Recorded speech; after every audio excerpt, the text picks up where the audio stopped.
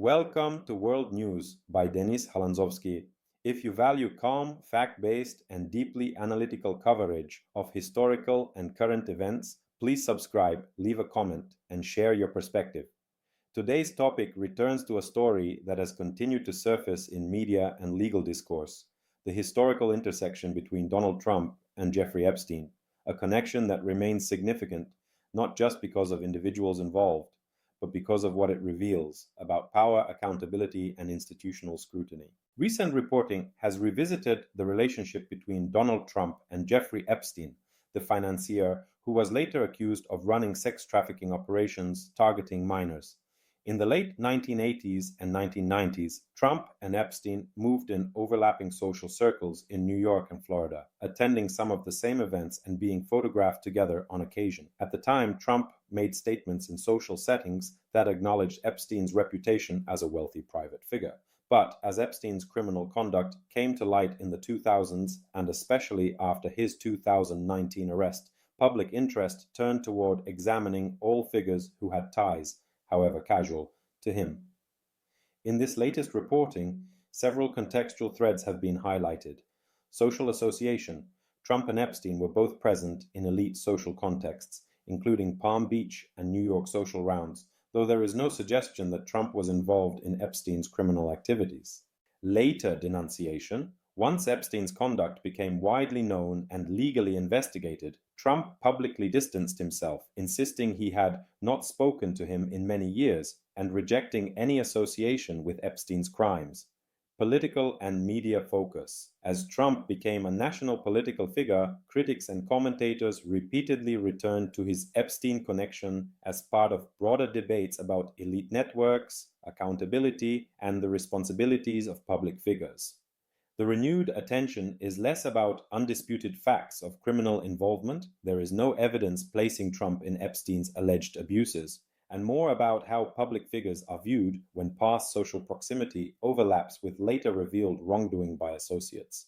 For investigators, legal observers, and historians, this kind of scrutiny raises questions about transparency, memory, and how past social networks are interpreted once new information emerges. It also intersects with discussions about how news organizations and the public weigh social interactions among elites against the backdrop of criminal scandals. Why does this matter today?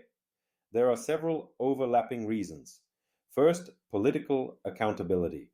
Even when there is no allegation of criminal behavior, connections, social, business-oriented, or communal, between powerful figures and controversial individuals raise questions about judgment, influence, and ethical boundaries.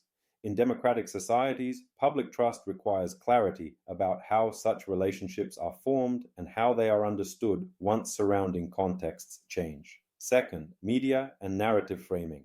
Modern media no longer treats past associations as static history. Instead, past behaviors and networks are re-examined in light of new information. This means that even long-expired friendships or casual social settings can be revisited when individuals rise to positions of power. Critics argue this is necessary for transparency. Supporters warn against unfair guilt by association. The Trump-Epstein case sits at that tension point. Third, institutional accountability. Epstein's network and how it intersected with wealthy, influential circles has prompted broader questions about how institutions, elites, and gatekeepers responded to early warnings, how much was known, and how reputations were shaped. As legal proceedings, survivor testimonies, and investigative reporting continue to unfold, historical patterns of association garner renewed relevance. Finally, the renewed focus on this relationship provides a window into how societies process power and morality. When public figures have past ties with individuals later revealed to have committed grave abuses, it forces a reckoning, not just with the individuals involved, but with systems that allowed those connections to go unquestioned for so long.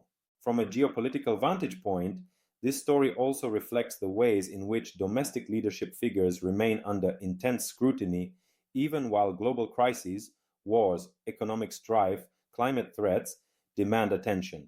The public's appetite for accountability intersects with diverse priorities, shaping how narratives about leadership and ethics evolve.